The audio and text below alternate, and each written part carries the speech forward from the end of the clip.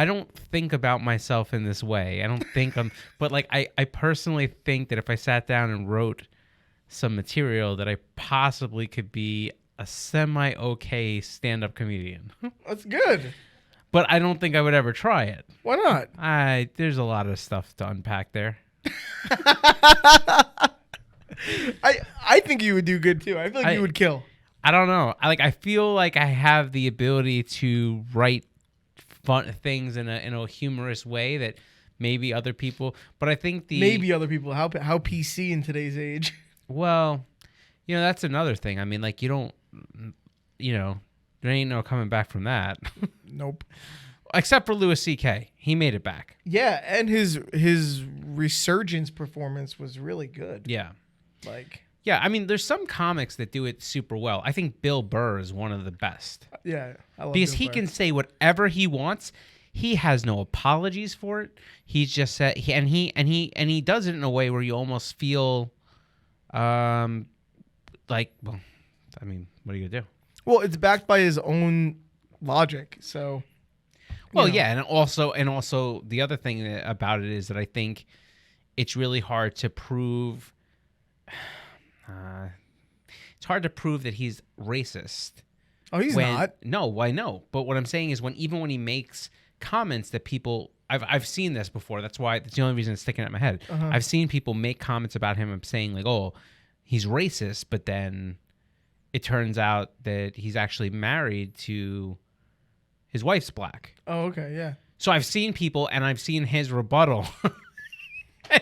And you could tell how callous he was when he said it to him. Like, you don't know anything about me. You have no idea what you're talking about. But Right. I don't know. So how was Fuel Fest this weekend?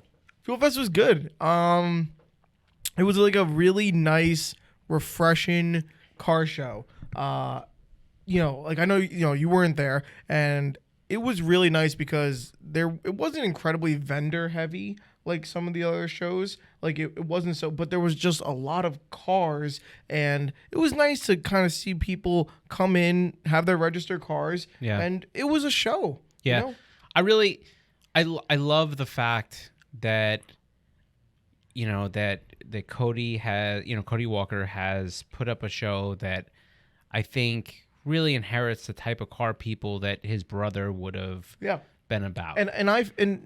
Obviously I think there was a lot of people who were just true fans of the movie series, and that drives a lot of attention to this as well. But I do think that there was a lot of like-minded car people at the show, and it was a really nice feeling, Yeah. Like when you go to any show, you're always going to see a couple cars that maybe don't just suit your fancy. Okay. But there was a lot of cars that I think everyone would just be like, that's awesome. Right. Like, we were there, and there had to be 100 Supras at one point. Well, it's hard not to like Super, I guess. Mark IVs. There was a whole line of A90s as well. Yeah. But there had to be like a line of like 45 Mark IVs at one time. And, a lot.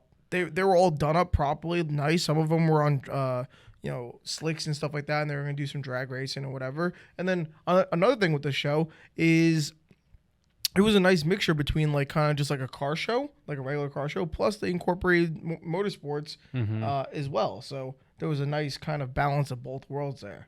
You know what I like about that show is that it's that one day. Yeah, it was one day because only. you can make the venture down. It's not one of those things. It's both weekends. I find that the shows that I find to be more enjoyable now are done, and it's like, here you go. All right, we're done.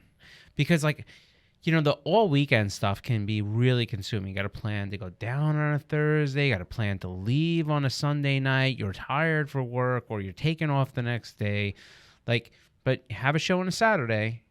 You know what I mean? Yeah. You do what you got to do to get down there. It's one day. Whether you stay overnight, just sleep or something like that, and then you're out. So I like that those shows are one day. And so how did you feel about the attendance, though? It felt like... Because now you've been to more than a few events from the exhibitor side. Yeah. Right? And so you've seen kind of the interaction of flow and, some shows, like a Formula Drift show is not a show that you go for like crazy traffic. Right. Now, some could argue that maybe Long Beach is the other side of that. But, with Formula Drift, when they're drifting, it dies out. Yeah. And then people float around and stuff like that. So it's kind of just like this thing. Hyperfest is one of those things where you go depending on where your position is and the fact that it's so spread out. Yeah. Which I didn't get to go to Hyperfest. But Right. Yeah. But I heard it was a great show. Yeah, it is. It's a great show from an enthusiast standpoint. Like you're saying Fuel Fest was. Mm-hmm. The difference is that event is like a camping, stay all weekend, big thing. You're going to a lot of different Hyperfest. Yeah, yeah. Right. So I mean, well, so for Fuel Fest, I kind of thought that it almost looks like that light's gonna fall. You see that? yeah. Okay. Is that we just leave that for now? Well, the way I look at it is if it goes, it's gonna not fall on me. So I think we're gonna be okay. All right, cool. Yeah. What was I gonna say? So so Fuel Fest, the attendance I thought was pretty good. Since there was a lot of cars there, a lot of the people of the attendance were from registered cars, and then there was a lot of spectators for the drifting that they had going on and drag racing they had going on, plus just enjoying the show and people who wanted to chill over by the stage with the music. And there was that little area with the Taste of Tokyo, which was all JDM cars and stuff like that. Oh, you got me excited. I thought it was gonna be sushi. Yeah, I wish it was sushi. I'll tell you this: I had it from a food truck there. I got food. Sushi? No, but I got it from. don't do that. They were saying dumplings, right? Yeah. And I was like, I can go for some dumplings. It doesn't sound that bad or whatever. And My dumpling is practically my middle name. right, but so when you think of dumplings, what do you think of? Delicious. Yeah. So the options I had food wise from the dumpling place were like honey chipotle chicken and cheesesteak dumplings, and I was like, this is not what I wanted. That is not it, my friend. But I got them anyways. It reminds me of a little idea. The other ones had really big lines, and I wasn't gonna wait. It reminds me of an idea I once had for a food truck. What was that? It's called egg roll. Okay, that's a good start. I understand. It's essentially everything in an egg roll. Okay, it's not bad. It's not the most delicious. Hold on. A chicken parm egg roll. Right? Like, just mixing the different genres. So you're gonna take a lobster mac and cheese egg roll. That sounds pretty good. See what I'm saying? Yeah. So you're just gonna take everything. Take your favorite foods. Put it in a wrapper. Put it in an egg roll. Put it in a wrapper Fry and it. fry it. Am I right? Hey, so that's essentially what this dumpling place was. No. Don't throw me in the dumpling category. They just did an egg roll. They just made it into balls and called it dumplings. I'm really sorry that you said that. But it's just kind of the way it was. I know, but that's not a dumpling, nor is it fair to balls. Well, I wasn't there with the intention to get the cheesesteak dumplings and the honey chipotle dumplings, but after I had them, they were pretty good. Okay. So yeah, I mean, I really just want pizza. That's what the other two options were, but the lines were huge. I understand. And then do you know why? Because it's good. Right. And then, but I also thought, how good is food truck pizza? I don't know. I mean, I at this point I'd had any pizza. Yeah, Jim dropped some of his pizza when he came back from lunch. Well, that's stupid. He dropped some of it. It's like spilling out a beer. Right on the ground. Well, he deserved that then. If anything, you dive and protect the pizza. Yeah. And after waiting online, too, for a while. I just... Trying not to eat carbs is tough. And I'm like... I'm carb deprived here, and I'm really wanting some. Does that mean you could have... are there carbs in drinks? Some of them. Huh. There's no sugar, no carbs. Clearly, I mean, you could tell. Like a juice, you could tell from the camera for those that are watching on YouTube that clearly it's made a big difference. I think I lost like 4.5 ounces last week. It's unbelievable. I'm getting old and sitting at a desk all day pretty much takes every ability you have to lose an ounce right out of you. Yeah, I feel that. I'm like eating salad all day, and it's like, and I get on the scale, I'm like, oop, that didn't do it. Oh man. Anyhow, sorry. Back. I digress. Let's go back to. Let's come back from the food truck debate. Yeah. I'm sorry. I got off topic with the food truck, but yeah. So Fuel Fest was good. Fuel Fest was good. I thought the attendance was really good. We had a lot of traffic in the booth. Okay. Yeah, the cars were cool. There was a lot of cool cars there, and A lot of cars, though. yeah, there was a lot of cars. Like, how many cars do you think? If you got to put a number on it. On how many cars there were at the entire event? Well, not spectators. I'm not talking about the parking lot. I'm talking about like, in the in the event. show? How many cars? I don't know, maybe like 500. Okay, so you feel that that's. I mean, I think it's respectable, right? I mean, it's a lot. Well, I mean, it's not a lot, but it's 500 registered cars isn't a lot. Well, I mean, look. Here's the thing.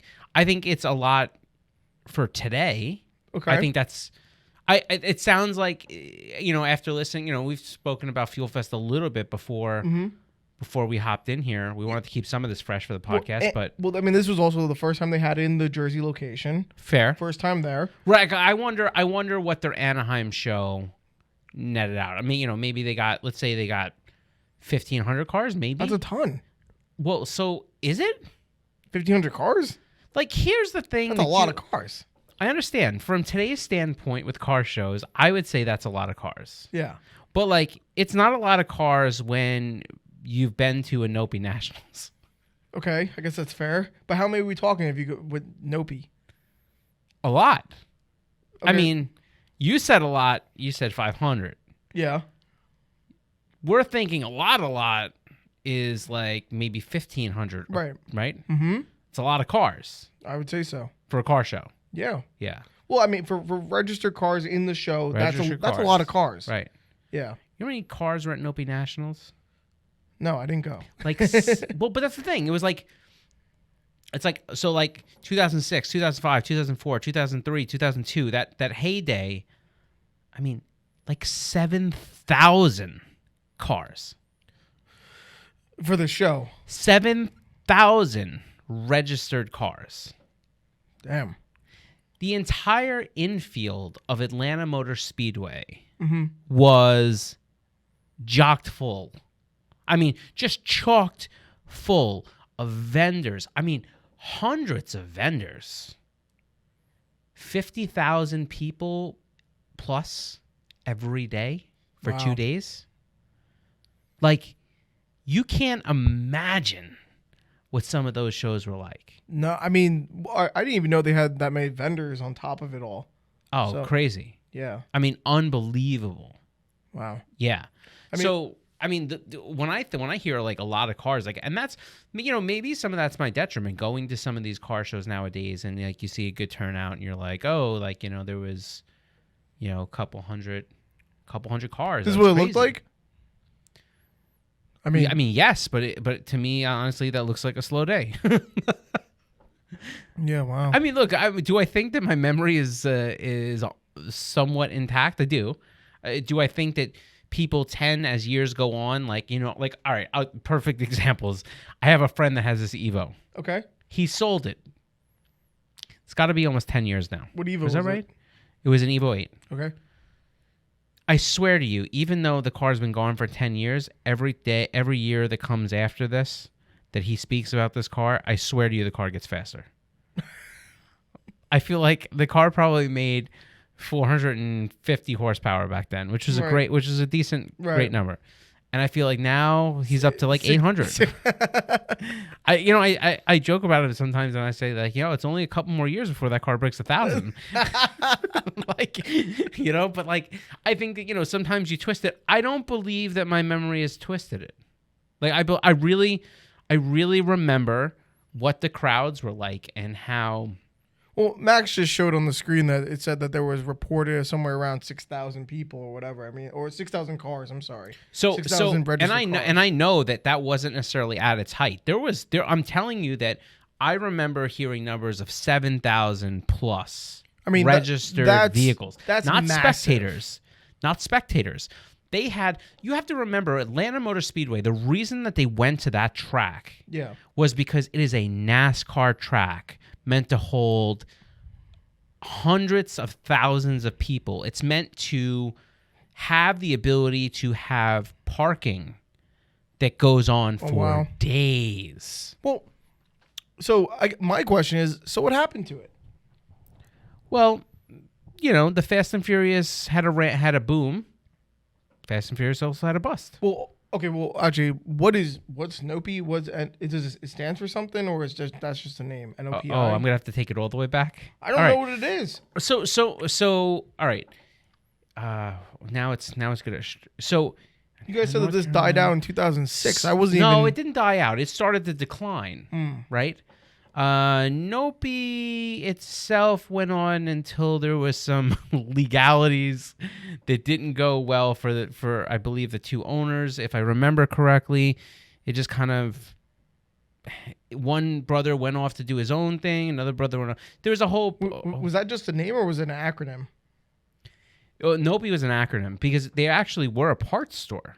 Oh. So NOPI was one of the leading.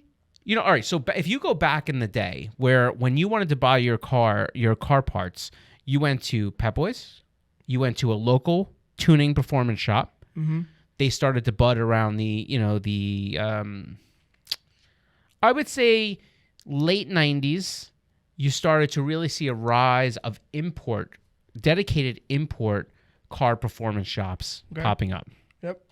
And they were storefronts, and you could go to them and you could walk in and you could see your parts. Now, the reason I say that that's where they kind of started was because before that, there would be truck freestanding shops. Mm-hmm. There would also be, like you go to get your lift kits and your big wheels and your big tires and all that stuff.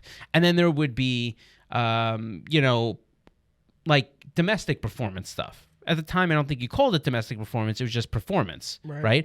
And they had these places where you would go and, they would have parts, fuel fittings and fuel lines and all that stuff. But also that's where those big builds would happen, with those cars with the big,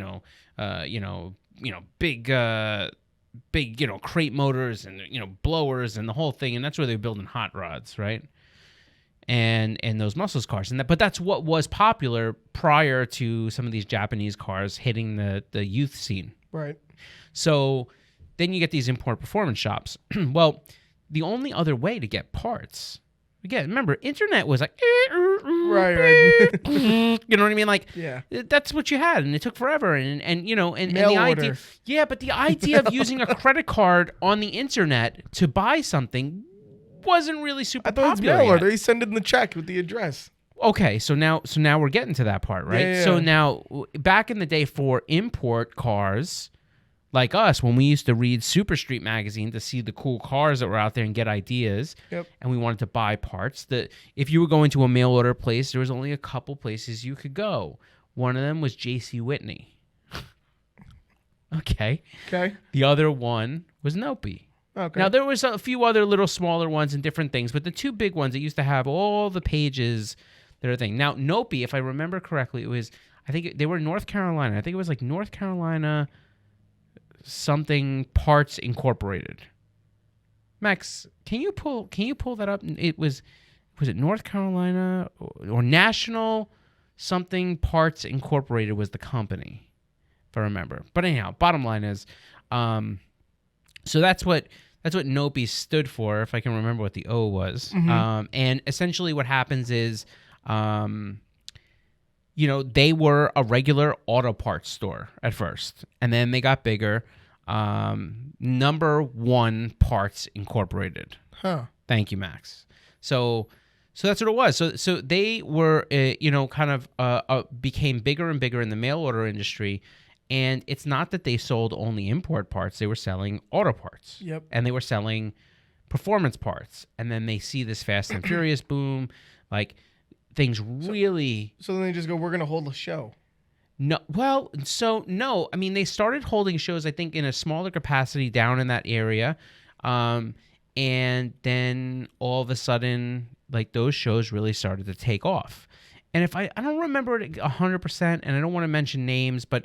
There were two brothers, and then there was the NOPI was a family-owned business, and then the two brothers kind of went off to do the car show thing while the family continued to do the parts business. Okay. And they started, because they love the cars too, and they started doing these car show things and the drag events, and and so, NOPI was the reason it was such a conglomerate was back then drag racing and import drag racing was like the thing. Yeah. Vinny Ten, Stefan Papadakis, you had, the Sean Carlsons, you had, I mean, just so many people. Lisa Kubo and Gary Gardella and, all these people. And, it's one of those things where you had all these great import drag racers, Ed Bergenholtz. Mm-hmm. I mean, so you have these guys and they and ladies, and they're out there and they're revolutionizing how fast front wheel drive import cars could go. Yep. And NOPI starts a drag racing series, right? And then in addition to that, our serious one that had its own television show every Sunday. Damn, I didn't know about that. That's crazy. Back then, it was a Speed TV. That was the equivalent of what the automotive thing that was on that you used to watch on TV. Now probably go to Motor Trend or whatever it is, right? Mm-hmm. So what ends up happening is there's import drag racing. Toward the end in like 2006, 2007, 2008, they started NOPI Drift, which was right in the same origins, maybe a little bit after Formula Drift. Remember how early Formula Drift was in its infancy at that point too. Yep. So they have this series that they start to put together where you can go and you're going to all the drag racing events, but in addition to that, you're getting the bikini contests and the shows and the music, and they just created this lifestyle thing. Like Sony used to come and with PlayStation and Xbox, and they used to have these tents that were ginormous. I mean, thousands of square feet, and they used to set up these tents. They used to air condition them. They used to have free drink bins next to the things. They used to have all the gaming machines and stuff like that. And, you used to be able to play. And so these were the show. It just in car shows. Over the course of how many days? 2. Wow. The NOPI events were 2 days. Now, what happens is they start making these events all over the country because the drag racing, it's going around, it's a tour. So it's coming to your city, very in the similar thing like Hot Import Nights was. Mm-hmm. And, what was the other big Bolte was? They were afterwards, but anyhow, bottom line is, they're these big shows. So they merged and threw the biggest show, which was NOPI Nationals. Right. All the people that have been able to go to all these car shows now are going to go to one. It's in Atlanta, and it is massive. Now, Super Street back then was the magazine. Yes, there was D-Sport. Yes, there was PazMag. Yes, there was Performance Auto Sound magazine. Yes, there was some of the other like books like Import Racer and Tuner magazine and stuff like that. But what's in Turbo magazine. But what's interesting to me is that all those magazines, they all went to NOPI Nationals. Right. But here's the cool thing. Super Street became really big and really kind of up on the edge by starting what they called the NOPI Tour. Now, this is cool. The NOPI Tour was essentially a pathway to NOPI Nationals from all over the country. So what, just smaller shows throughout? No. Okay. Sort of, but no. NOPI Nationals, what they used to do is basically, it was depending on where you were coming from, the northeast leg, I believe, started on Wednesday. It was Wednesday, and the show obviously was for Friday. I mean, the show, you wanted to be down in Atlanta by Friday, right? So what ends up happening is the northeast would start on Wednesday, but like the West Coast leg, they would start, I think, on Monday. And what it was they had different editors from Super Street go to different locations that were so they had all these editors that were now on board and prepared to kind of organize a steady meetup. And what happened is the month or two before the show in Super Street, you would have a map of these legs. And what they would do is they would organize basically a path from, different parts of the country to NOPI Nationals. Oh, I see. And along the way, They had host hotels that they would stop at, so there was a party every night. So it was longer than 2 days. No, that's not the show though. You didn't have to go on the tour. I know, but if you did it right, you gotta do all that. Oh yeah. Yeah. Oh, it was awesome. And it's a big cruise every single day. Yeah. So what happened was, I mean, and what was cool to me was that you had that red Civic was Jim's car if you were watching YouTube. But bottom line is, so what would happen is, I mean, you saw the little Koenig logo on the thing, but was it actually Jim's car? That was Jim's car right there. Oh my God! He just went past it. So anyhow, it had a big Koenig on the side of it. I saw it, but I didn't. I thought you were just saying. No, that's. I guarantee if you pause it, it's Jim in its driver's seat. It's not that one. Keep going. By the way, for those listening, we're on YouTube here, watching a piece of footage. There was the logo for the Koenig. Right after this is, I think, Jim's car. Right there, stop. So you see the Koenig that's coming up on the side? I see it. That's Jim's car. And I guess if you pause it at some point, you're going to see Jim. It might be Tough Tail. That's Jim, though. Anyhow. I recognize that forehead. So anyhow, bottom line is, you would basically, every single thing, so there'd be a host hotel. Yeah. Right? That everybody would stop at every night. There would be a party. There would be, the parking lot would get taken over. All the kids and stuff were all parked with their cars. And every single night along the way, because of that, there would be a car show in the parking lot. In other words, obviously, yeah, everybody had their stuff. Like we drove down, and when we would drive down on the NOPI tour, like we would have our box truck, right? So we're driving cars down, we're driving the box truck down, and what would end up happening, and that was how I used to dance back in the day. So anyhow, so basically what would happen is, like you'd pull up to the first stop or whatever it is. Northeast was a little faster because the tour got there in 2 days, but like the West Coast one was a little bit longer. And they had a Midwest one. They had a one that came from, I think, South Florida, so that was probably pretty quick. Like they had different legs. There he is. So basically, what would end up happening is, you would stop, like the vendors would open up their trucks and stuff like that. They'd pull out like a 10x10 and they'd set up right there in the parking lot every single night that you stopped at a show.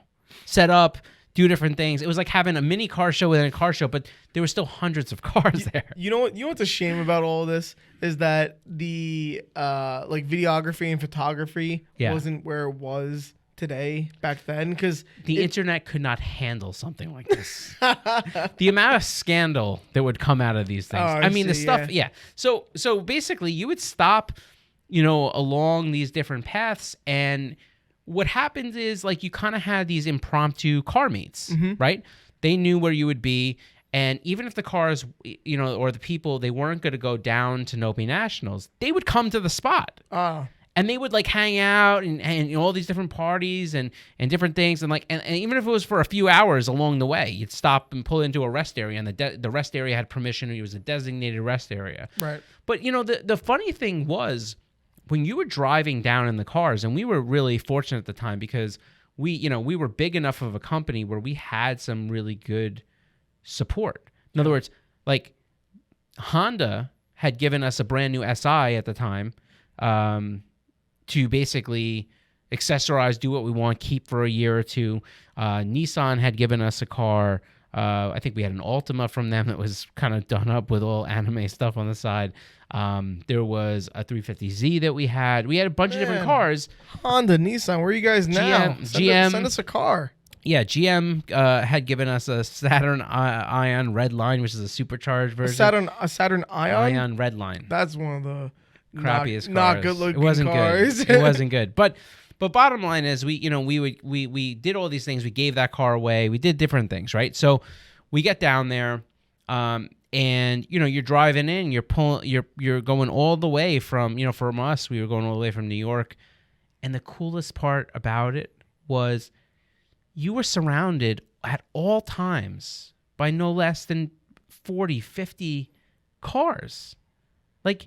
It wasn't hard to spot those cars back in the day. No, you just had to look not. for the most amount of fiberglass, clear taillights, and one windshield wiper you could find.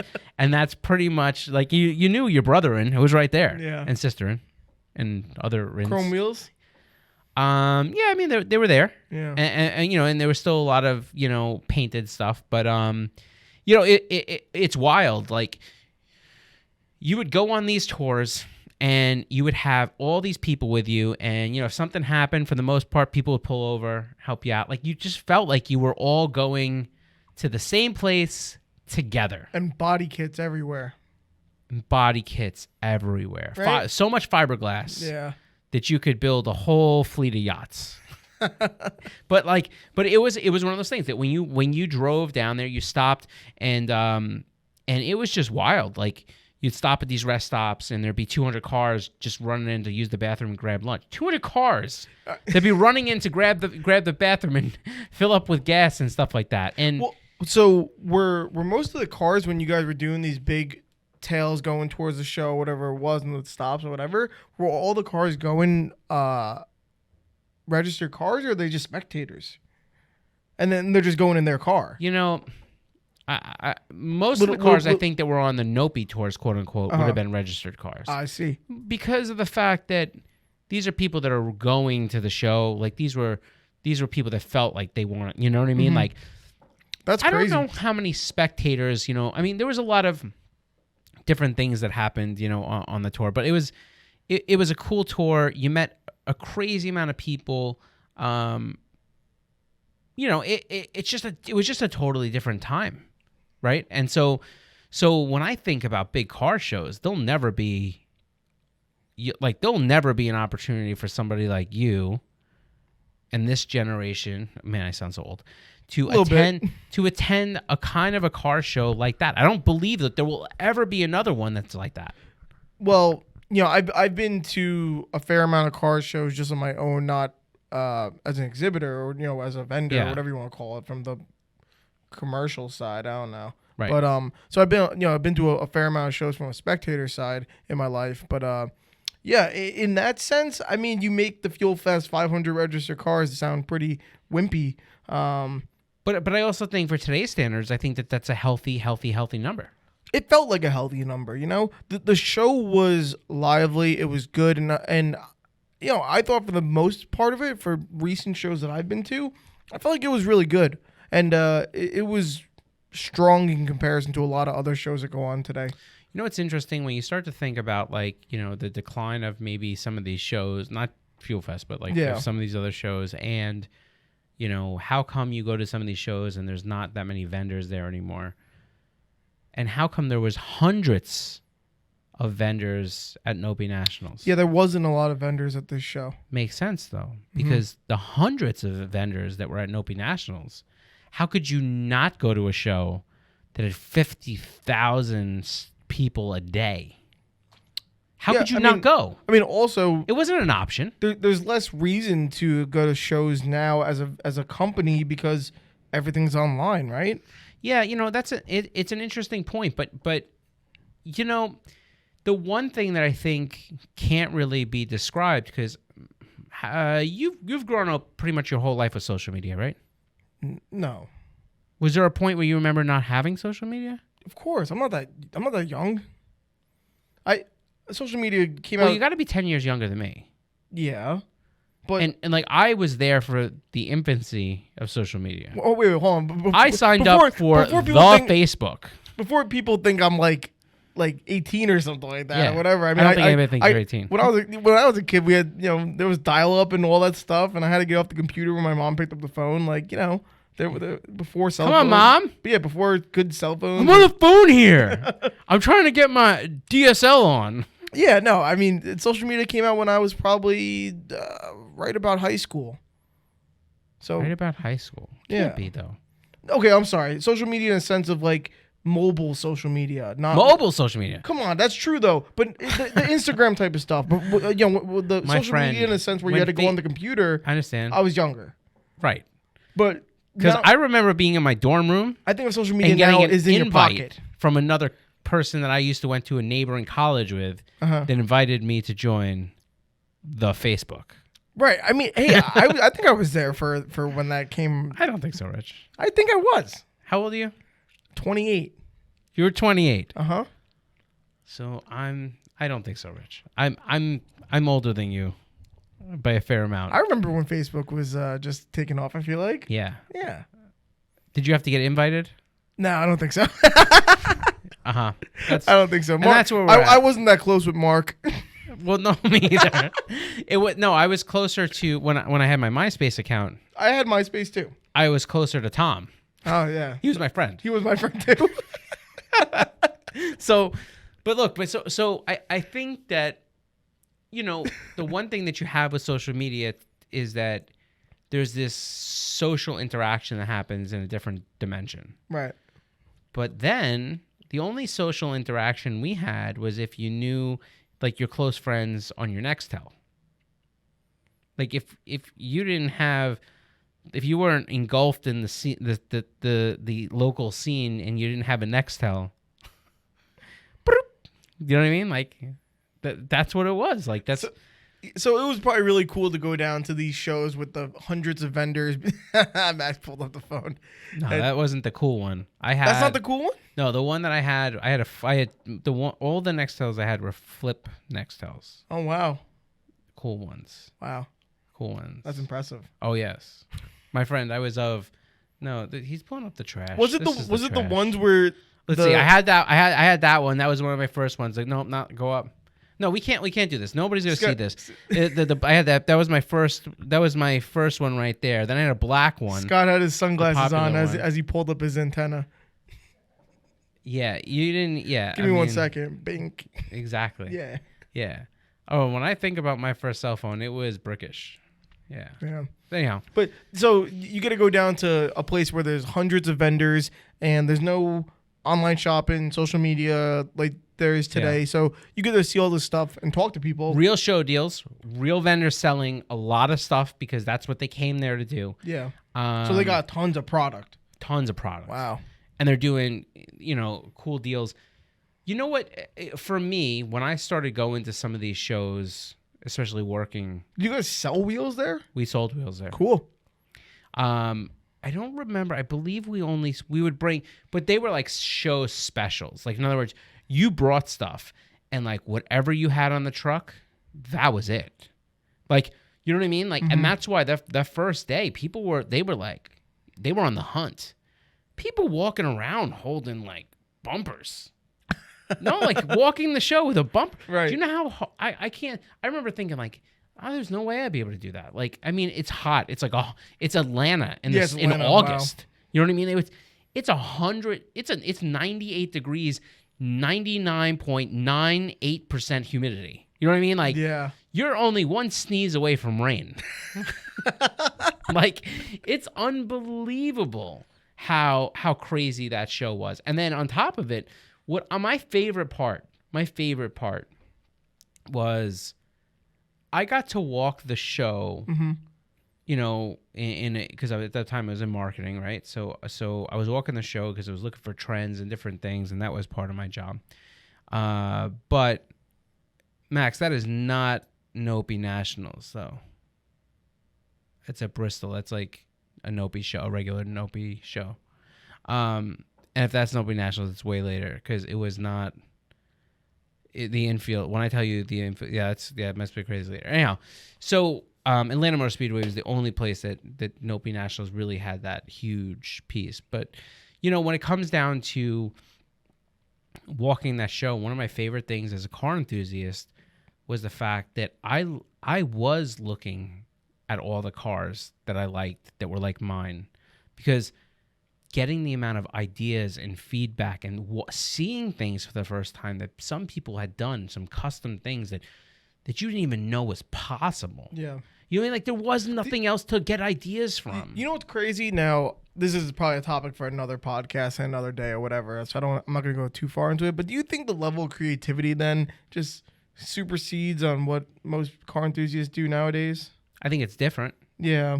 I think it's different. I think back then, there was a lot of expression through style more than maybe, power or OE plus or different things like that. Like there wasn't, the part, you have to remember, performance parts were for the popular cars. And if you were, like now it seems like you could find parts for almost anything. But like back then, you had a Honda Civic, you good. You have a Toyota Camry, no good. You have nothing. Right. You know? And so what ends up happening is, you know, you had people that made everything that they needed. They didn't have the body kit for your car. You made it, or you knew somebody that made it, or, I mean, fiberglass. I mean, so you had some real crazy talent of people that were developing some of this stuff and cutting up other bumpers from other cars and grafting them together and like, you know what I mean? Making molds and whatnot. Yeah, so I think from a style point, I think that there was a lot more creativity there, but I think from a total build perspective, you know, like that, you know, that there's still a lot of that in this industry today, for sure. It's just a question of, you know, it's just not, I think, as flamboyant and out there as maybe it was. But like I'll give you a classic example. Jason Whitfield, who's a good friend to me to this day. You know, he owns Whitfield Manufacturing. They build all the cage kits and different things like that. And you know, Jason at the time was a small tuner shop, and he was contracted and given a car because he was drag racing. He was setting some world records for front wheel drive drag racing, and GM had approached him about, hey, like, we see you doing this stuff with Hondas, right? We'd like you to do this with the Cobalt. And when he did that for the brought that SS, right? But I mean, you know, so he built a Cobalt that went into the nines in a quarter mile, which is at the time bananas.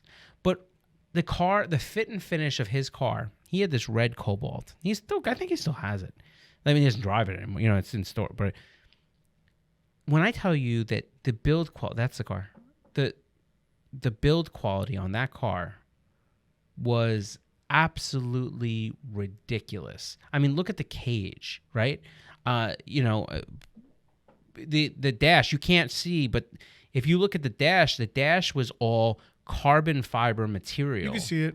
And you know, everything was fit in a way where it looked like the car had full interior, because it did, right? And the car could be driven, and he had a plate on it at the time because of the fact that was the point. And this car was super fast. And my favorite part, the things that I picked up from Jason without knowing Jason, right? I get down there and, you know, I don't really know Jason. I don't know Jason at all. And there's a gentleman named Andy Williamson who still owns his company now, Theory Communication Design, and they do a lot of stuff with GM even to this day. Jason, he introduces me to Jason, and Jason and I kind of hit it off because of the fact that he was such a builder, such a car's car. Like, I was able to ask him so many questions. Jason was the first person I had ever seen using what's called DOT line. You know the airline that they use for airbags? Yes.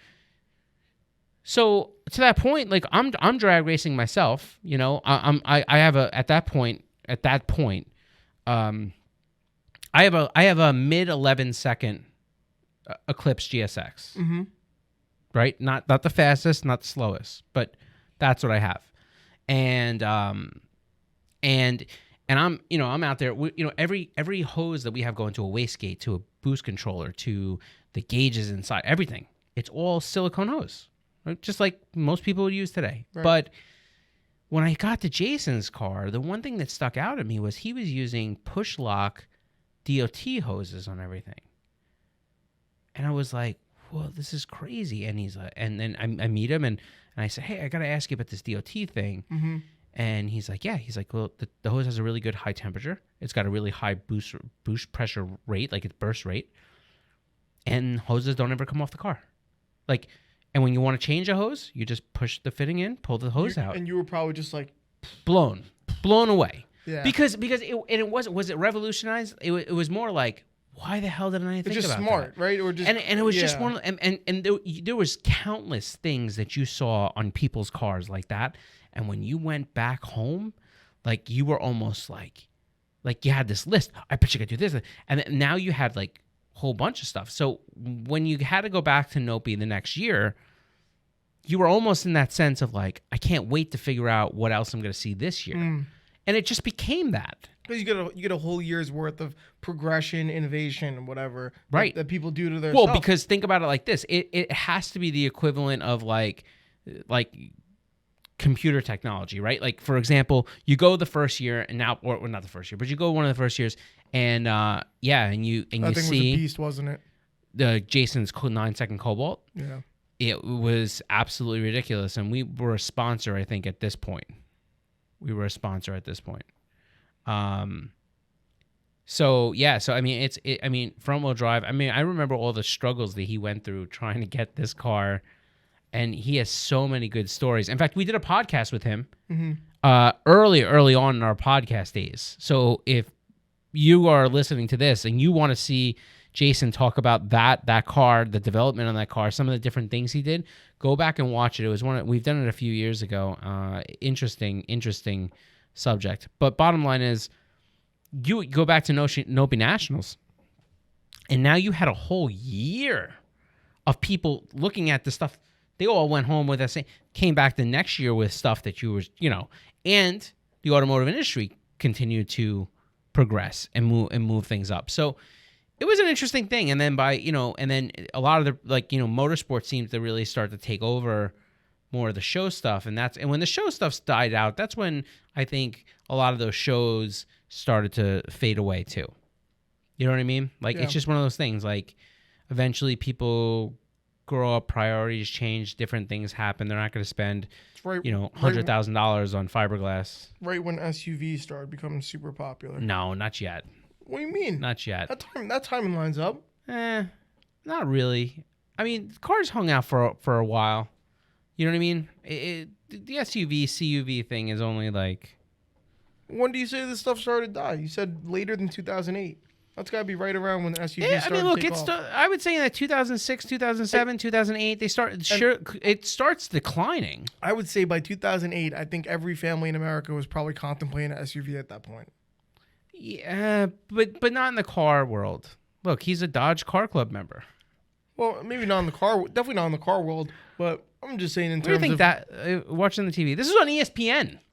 That's crazy. ESPN had a show every week. ESPN actually shows some weird stuff now, so I don't know. I mean, I don't know. Now, but not then. Yeah. Right? I mean, this is. Look at that hair. That's 2000s right there. I used to have hair back in that day. It was glorious. But I don't know. So I guess what I say is, like, these are the disappointing part for me is that you'll never get to experience that. Yeah. I don't think I will. But no, I don't think so either. But the other part of it is what? But maybe Fuel Fest will go to a point where they. Well, this is their smallest event. The one that I went to was their. I believe their Anaheim event has got to be bananas. But they're international, so they have an event they did Tokyo. Right. They have one in Africa. Right. And I don't know what Africa is gonna have, but it sounds cool. Bunch of Peugeots. There you go. I mean, I don't know how many Koenigs are gonna be out in Africa, but no, yeah. I mean, the one in the West Coast over in LA must be crazy big. Yeah, the first event that they had was crazy. And plus, it has a lot of kind of rooted stuff there with, Cody Walker and the Fast and Furious guys and Cody's Reach Out Worldwide. Yeah. I mean, there's a lot of good stuff into this. And it's a great mix. Every show that becomes successful, there he is. Look how happy he is. There's me with Cody Walker. Look at you're so infatuated. I'm going, damn, this guy's tall. And that's a picture. Really, what I was probably thinking was, man, this guy's eyes are nice. On that note, look, I mean, these pictures, we have them up on our YouTube channel there for the podcast. If you happen to be there it comes back. If you happen to be listening to on one of the podcast platforms, but it's certainly interesting, and watching some of these shows evolve, I think is interesting, and I hope events like Fuel Fest and some of the other car shows, I hope they continue to get bigger, because if they get bigger, so does the industry and the support and the following, right? Yep. Like that's how people want to know, why don't vendors go to events anymore? Because it's hard to activate. It costs a lot of money to activate, and on top of being a lot of money to activate, you're not getting nearly the amount of people, right? So I don't know. That's my thoughts to that. Yeah. Yeah. Well, even in the comparison with the older glory days of all the big events and whatnot, I think that this one was a good one, man. It was it was definitely worth us going out to. I think we might find ourselves at another Fuel Fest in the future. Yeah. And yeah, overall, just fantastic event. And I just say a lot of respect out to Michael and Cody and all the other guys over at Fuel Fest. And Tyrese and yeah, Chris. It was really good. Yeah, good. Yeah, I'm happy to hear that. It's nice to hear, shows that are doing things and actually making things happen. So. I think it had the appeal of, if you're not a big car person, I think it has enough appeal where your friend can go, just come along, you'll have a good time. Right. And I think they'll be okay if they came. And then if you're a car person, definitely gonna have a good time. Yeah. So that's where I think it had going for it. Good. And the good mix between kind of the entertainment culture type of vibes plus motorsports. Yep. I thought it was a great mix. That's awesome. Yeah. What they need maybe is a little bit more vendors and maybe just comes with time. Yeah. People want more vendors shows, go to shows. Make it so that vendors out there, they have to show up. Yeah. Yeah. So that's about it. Yeah, pretty much. Thanks for hanging out with us again, as always. And we'll be back here next week, and we'll do this whole podcast thing all over again. Yep. Peace out.